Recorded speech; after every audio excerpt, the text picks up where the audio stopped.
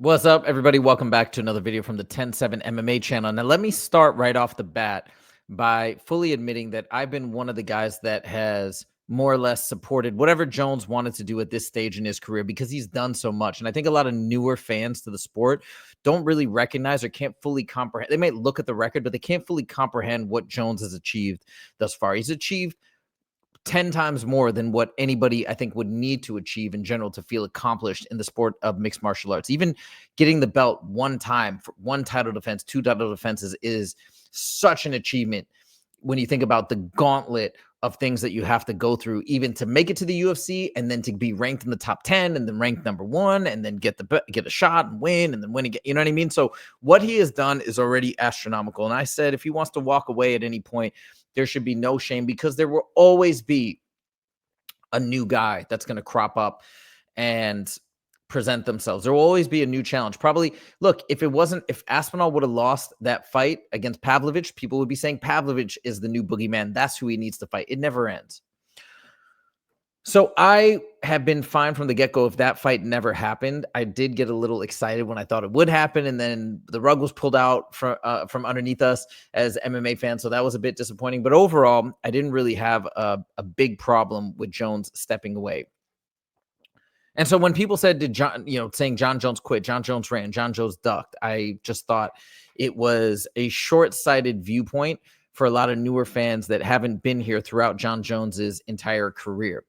But then I saw this very interesting clip from the Pound for Pound podcast, one of my favorite podcasts featuring Henry Cejudo and Kamaru Usman, where they interviewed DC. Now, this apparently just dropped today, I believe, but it was filmed before the Ilia Topuria fight. So it was filmed maybe a week ago, but they've now just since released it. But they get into a really interesting conversation about Jon Jones quitting, and DC lays it out in a very interesting way, referencing back to something that Jon Jones had once said to DC. And I was really thinking about this, and man, it's like, did Jon Jones speak this whole thing into existence? Did his own words now catch up to him and maybe push him over the edge when he was on the fence deciding whether or not to take this fight, whether or not to cash in for the big payday? Because he originally accepted it and then he changed his mind. Was it his own words that were haunting him? And it just really got me thinking. So I wanted to share this with you guys as well in case you missed it. Just prophetic, just so crazy.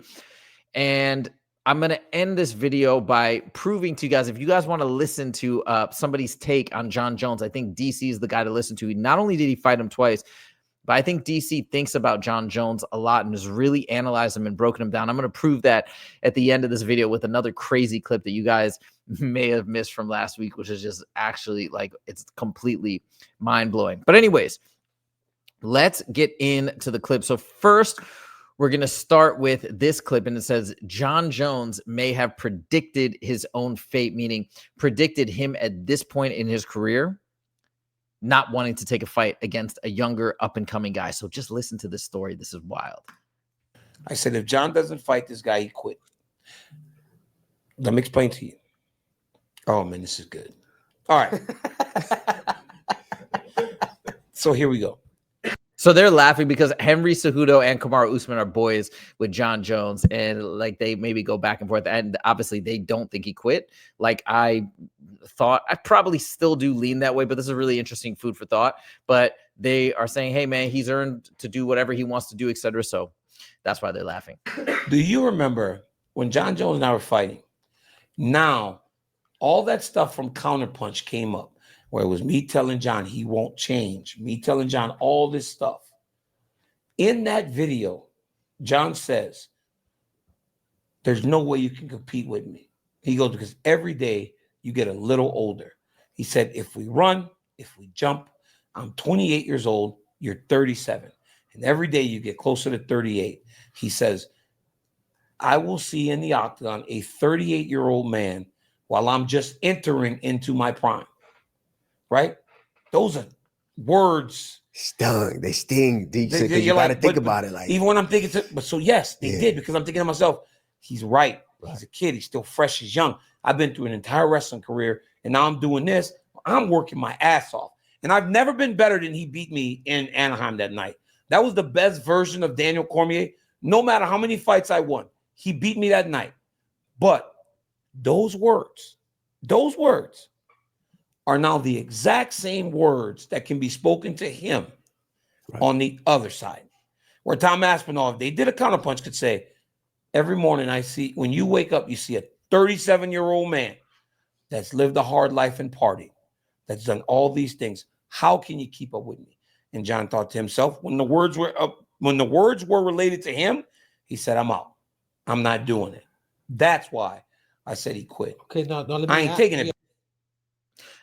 Just let that sit with you for a second. I mean, he's referencing back to something, like 9 years ago that he's remembered, obviously, for this entire time, that just always stuck with him. It's so crazy because who knows? I mean, that is almost like Jon Jones speaking that into existence for himself. Because of course that there's going to come a time where there's a role reversal where you're on the other end of that age difference. And that's almost exactly what's happening now. Now, of course, Tom Aspinall's not 28. I believe he's 31, but he's in his prime. So it's a similar situation. It's so crazy. When I heard this, I just had to share with you guys because that blew my mind. I mean, it's literally that exact same time for what he told these. Like, it's not like he was 35 and maybe now he's thinking, like, it's literally that same time in his life that it was for DC back when they fought. So I just found that really, really fascinating. Let me know what you guys think. Like, maybe those words did come back to haunt him because those are powerful words. And I wouldn't be shocked if Jon Jones remembers saying that exactly to DC and now wondering himself, hey, I spoke to DC and I meant it. Well, now the same thing can be applied to me. Holy smokes. You know, that's just wild. Okay.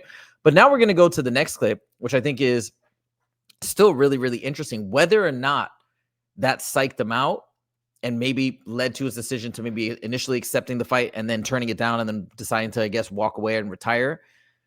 Whether or not that is the case, DC still believes, and I said this too many times, that I think if I had to put money on this fight, you know, if it was going to happen, let's say in September or November at MSG, like people were predicting, I would have put money on Jon Jones.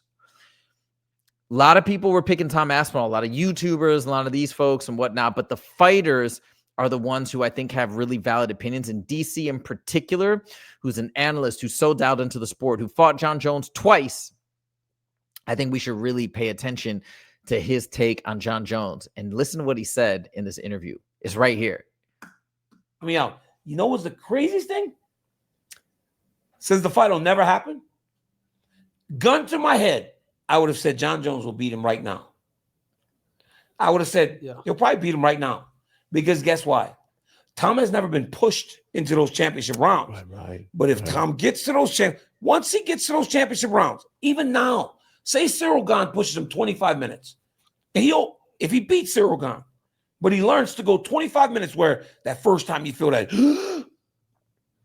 I got to get up off that stool after the third round. Yo, Tom hasn't gotten off the stool for a third round. When we saw that Francis Ngannou Stipe.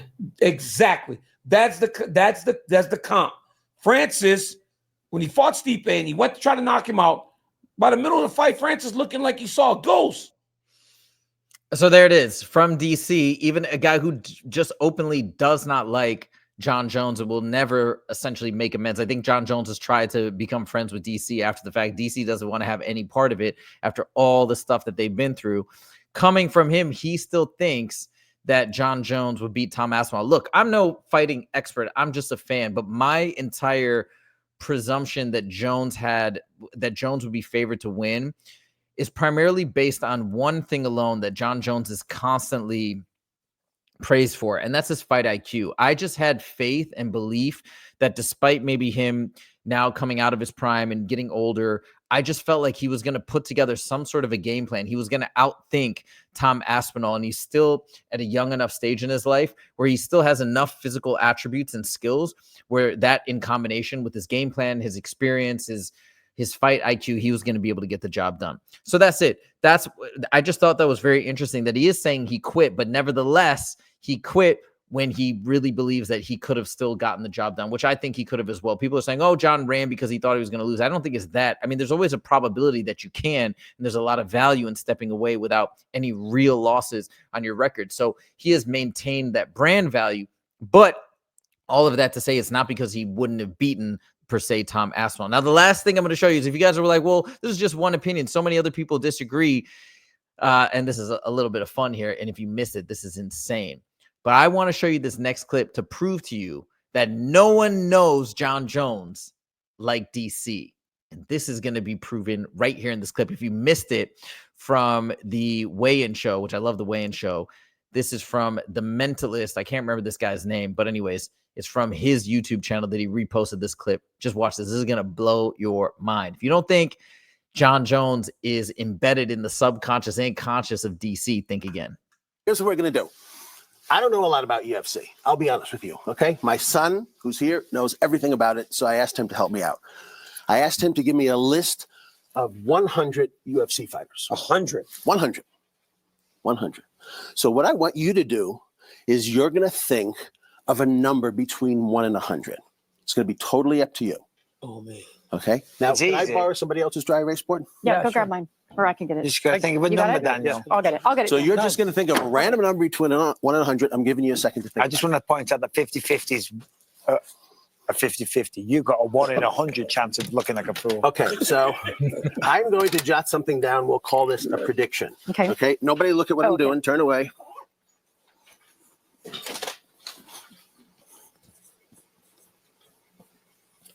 Okay, we'll put that there. Now we have some fun. It's Are you only okay? between 1 and 100. Have you not? Oh, is it have I done it? Yeah, Let's write do your it. number You're down. supposed to write donkey. down anything between 1 and 100. Your pick, totally random.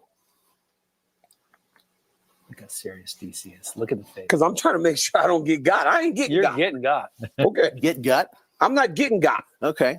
I'm going to be the first one to break the code. Show everybody what number you randomly came up. I can't show you, though. I could see it. It's fine. I've predicted this whole thing. And he's already written it down. Yes, You're a I liar. jotted it down. He's already written. Show it everybody down. what it is. Let me see. Why'd you choose 26? No, because 26 people have tried to become the double champ, and only 9 have succeeded. Okay, watch this. There's my phone. Yeah. Hit the notepad. He should have put a list of people in there. What is that? Do you see the top thing that I just did this morning? Yep. Can I touch it? It says, what does it say? It says UFC fighters. UFC fighters. So touch it. It's got numbers next to So names. how many? So read some of them. Read like the first 5. Andre Muniz, Adrian Yanez, Askar Askarov, Volkan Oezdemir, Tai Tuivasa, et cetera, et cetera. So now if we, how many are on here?